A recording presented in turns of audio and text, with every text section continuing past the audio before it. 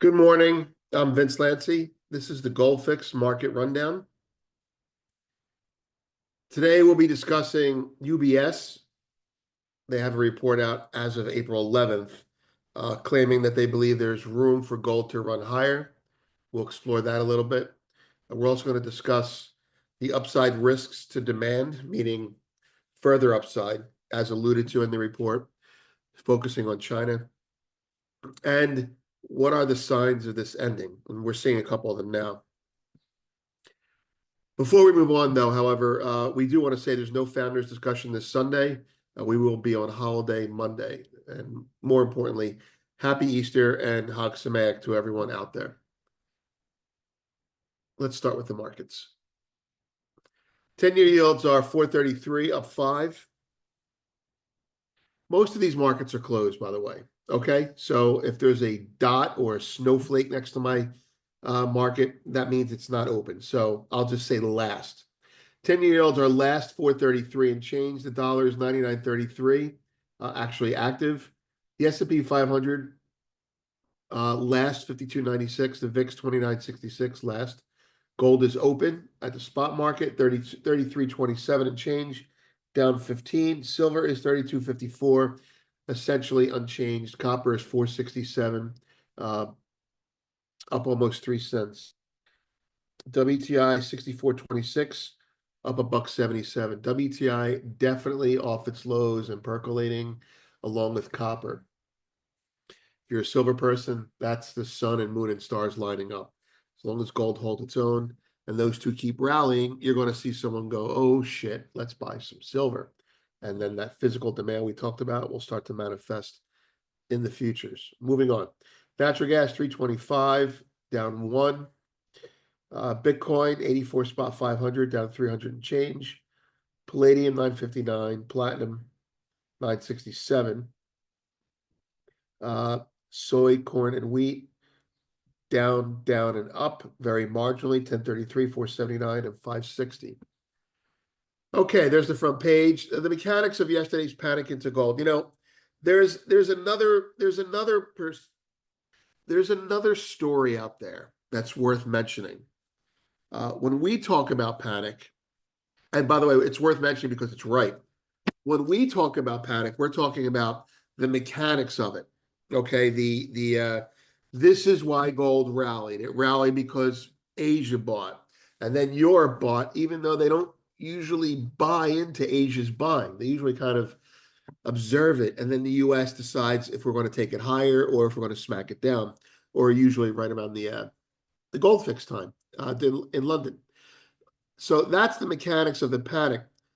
And some of the research that we're reading or getting a glimpse of is also showing that in a quantified way. And the analysis and comments that we've been getting or seeing, anecdotally from executives have been, oh shit, we're going to have to buy more gold, aren't we? Now, there's another story that's running parallel to this, and it is also true. While there is genuine panic and the mechanics of it are seen, they're not just talking about it. There's also another side to this, and that will be the WEF types. That would be the Europe Forever types, and they're pushing back on Trump's tariffs any way they can. And one of the ways they're saying it is by, editorials openly questioning is the Treasury safe anymore? Of course the Treasury is safe, okay? But you have to have a little gold if you're going to own some Treasuries as well. So they're just negotiating with Trump using PR. And to the extent that the continent and the I don't know what globalist, I guess, is the word to use in the UK, clinging on to life over there, want to negotiate with Trump using propaganda. Well, that's the way to do it. So the panic is real, okay? But as our close friend, Tom Luongo says, yeah, Europe's just talking out their ass, trying to make it look like trying to talk the gold, not the gold, trying to talk the Treasury market down. So that's all true. And It's crazy, but that's what they're doing. But anyway, all right, moving on. To yesterday featured UBS's room for gold to run higher. We're going to discuss that. The mechanics of yesterday, we already went through that. Exclusive, we put this back up here. It's 2 days old, right? But it seems like a lifetime ago, 4 days old. Why China's insurance pilot plan is really a mandate. That's our opinion. It's from our last Sunday discussion. And we really think it's worth paying attention to, especially since we were digesting and processing information from friend of GoldFix, Bai Zhaojun, who's on the in mainland China. Every stablecoin is financial farcraft, demand for U.S. Treasury bills. Uh, Michael's been writing very well of late, and that's not his title. That's our title quoting him. It's true, though. I mean, you're going to use treasuries to stake, to use Tether or whatever. You get the point, right? And then there you go. There's the rest of them. Let's go. Let's start. So UBS, there's room for gold to run higher. Here's an excerpt. We upgrade our gold forecast materially. We shift our price targets to the previous published upside scenario, now looking for gold to rally to 3,500 this year. The case for adding gold allocations has become more compelling than ever in this environment of escalating tariff uncertainty, weaker growth, higher inflation, and lingering geopolitical risks. The current backdrop wherein global trade, economic, and geopolitical relationships may be changing reinforces the need to diversify into safer havens like gold. We expect gold's rally to extend into next year and for prices to stabilize at higher levels further out. There's their gold year-end targets. Before we move on to the next section of that we want to talk about the China demand. UBS is notoriously conservative, and as bullion banks go, their history, at least speaking to my own personal history with them, they were not the enemy starting in 2006. Before that, they were the enemy. By that, I mean a bullion bank that doesn't care about suppressing the market.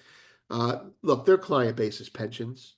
Their client base is the wealthiest of the wealthy in Europe and in Asia and used to be in the US, right? All those people demand preservation of capital and they demand responsible, what's the word, custodianship. So UBS has been lagging in their target raises compared to their more aggressive brethren.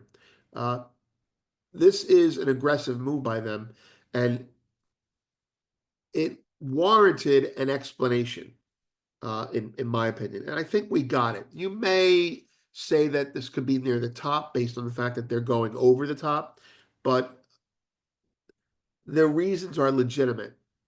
We're only higher now because of that report. I mean, not only higher, but look, this report came out April 11th, and that means it was known about April 9th. And that means people went, oh shit, UBS is right, and bought it. So this report, I think, had a material effect on the market. Okay, next section. We update our upside risks in deference to the China demand. Now, an important development to monitor is the rollout of insurance companies' gold mandate. Among those that have been allowed to invest up to 1% of assets under management in gold, a few have now started doing test trades. And I'm quoting the report, I think, here. I didn't put quotes on it yet. This is earlier than we expected. The 10 insurance companies that have so far been allowed to invest in gold account for about 57% of the industry. All right.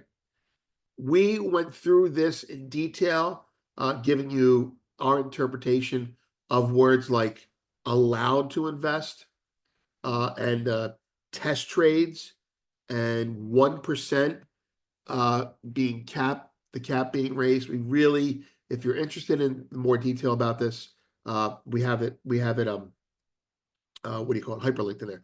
We believe the market has begun discounting the additional purchasing coming online, as well as the pilot insurers not being as patient as most think. So there you go. Next, now they didn't mention this, but we're gonna throw it in there. To add a new wrinkle not discussed anywhere else yet, but will be soon, the Brics Summit is upcoming in July, right after Basel III's final rollout begins. Basel III on July 1st, and the Brics, I think, is 6th to the 8th or 4th to the 6th. No, it's after the 4th, right? So it's going to be 6th to the 8th. So as insane as it is, the market may be lower over the next few weeks, but it could be at or above these highs as the July 1st Basel III rollout begins and the Brics 2025 summit closes in. That continues at the bottom, that analysis, that breakdown of the Chinese demand, a little bit more meat on that. That continues at the bottom in premium. Also in the premium post entitled UBS, there's room for gold to run higher, with a special voice note introduction to give you some framing on how to read this report. Next, markets recap. The S&P 500 ended higher as investors weighed progress in U.S. trade negotiations with Japan and the EU. Treasury yields ticked higher amid market calm. Gold prices slipped on profit booking, while the dollar was little changed. Oil climbed on trade deal optimism and fresh Iran sanctions. Energy stocks led Canada's main stock index higher as investors took stock of U.S.-Japan trade negotiations, although sentiment remained fragile amid tariff uncertainties. Toronto Stock Exchange Composite Index ended 36 basis points higher. All right, so the summary is if you want to call it a summary, is gold sitting just under all-time highs once again. The global head of UBS's gold precious metals area just came back from a trip to China, and the report that they put out is materially valid in discussing gold's potential for a bigger rally. Material enough that people bought it when the report came out. There are several areas in it. It's not a very lengthy report. It's a well-written, well-worded report, and it tells it like it is. There's the risk to the upside. There's liquidity problems on the upside. There's a growing ETF demand out of China. It's not significant yet, but it's quadrupled in the last year, I think. The ETF demand in the US is also growing. They're also plugging into something that we had said about if ETF demand returns to COVID or the war, it's going to add significant upside to the market. They describe it in tons. We describe it in price. That's 3,600. That's our price on that. But that's it. Let's do a final market check talking about something. I'm looking for tops here, right? Here's where I throw water on everything, right? All right. The reasons to think this is a top, there are two reasons. One, because you're thinking about risk, and another because you're not long. So you're going to start hearing people talk about this is the top. I think we're going to have a sell-off. And you know what? There are two schools of people doing that. One is a person thinking about risk, pausing to reassess before the next move. And the other is someone who's not long and wants it to go back down so they can buy it. So those are closet bears. That's what I would call them. But let's give some real thought to this. One of the things that gold did, Jesse had mentioned a while ago, that I plugged into. Gold starts to make new highs against currencies, from my analysis, starting in the Brics. So it kind of like spirals out from China to Australian dollar, kind of like makes a spiral. I drew a circle spiraling out from China, kind of emanating from the epicenter of the earthquake. And then it ends up getting to the US and then Europe. And then that's when it dissipates. Well, there are signs of it dissipating now, and I'm going to give them to you. Top right-hand side is gold in US dollars. Top left-hand side is gold in euros. Top lower left-hand side is gold in the yen, and lower right-hand side is gold in the Swiss franc. Now, if the Brics currencies are the first to achieve all-time highs, then the G7 currencies are the last to achieve all-time highs. So you can make the case that this section of the run is over when X happens, meaning when all the G7 currencies have topped out. Usually the dollar is one of the last, if not the last, for it to top out against. But that's not the case this time. So here we go. Gold in dollars, new all-time high. Right? Right there. The little red dot is right there, right? Gold in euros, new all-time high. Mind you, the euro just Europe, the ECB just cut rates on the euro. They're going to do it again, and probably again. There's definitely a fear of deflationary risk between the tariffs and China's slowdown coming out of Europe. Now, the yen also just recently made a new all-time high. So gold made a recent all-time high. But then look at the Swiss franc. The Swiss franc has not seen an all-time high in gold. That means the world, at least the G7 world, has taken their money out of dollars because they're afraid of it. This is a different rotation than you usually say. Out of dollars because they're afraid of all the tariffs, right? Or the ramifications of the tariffs. And then they put their money into euros. They did. And then Europe said, well, we have to cut rates. And they said, oh, shit, we'll put our money into yen. And they did. And the yen is a safe haven currency. It's been, but the point is, when you look at the dynamic, the safe haven currencies in the world are in this order: the dollar, the yen, the Swiss franc. Okay? Forget the euro, even though I have it there. So the dollar is no longer a safe haven based on this move. The yen is not safe enough, but the Swiss franc is still safe. See that? The Swiss franc has appreciated more than gold in this run up or run out of the dollar. Therefore, if you're in Switzerland and you're running that economy, you're not happy about that, because even though it seems like a feather in your cap to be the safe haven currency of choice right now, well, in a deflationary environment with your neighbors, the euro dropping and the British pound probably dropping as well, you need a weaker currency to survive. It's a competitive debasement now. Dollar's going to zero. Everyone wants to get to zero just a little bit faster. And the Swiss franc would suffer from that. Who's going to buy the chocolate, right? Who's going to buy the watches? You get my point. The point is, they don't want their currency to be too strong. So I'm betting the Swiss are going to ease. They're going to cut. And part of the rally in gold in Swiss francs, the recent one, is because of the potentiality of a cut. Part of the UBS report is because of the reason of the potential for a cut. And when that cut happens, or if that cut happens, or whether it happens or not, when gold makes a new high in the Swiss franc, then you could say we should be careful. And that's how I'm looking at it. That's, if it continues higher. Now, there's another measure. You may recall I had this measured move, right? You may recall about a week ago, really, it was the 14th of March that this started. The 14th of March, when gold did this, when gold did this on the 14th of March, we said above here is a measured move to here. And that was our call for between 3,350 and 3,400. Now, it's not a target, it's a measured move. So depth equals distance. There you go. So here we are. I can say, again, it's not precise, but it's accurate.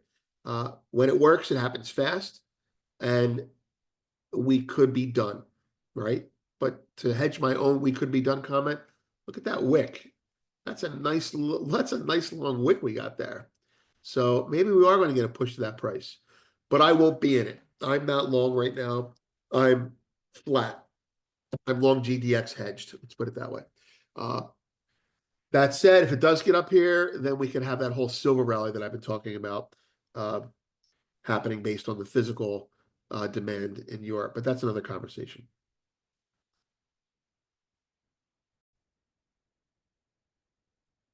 That's all for now.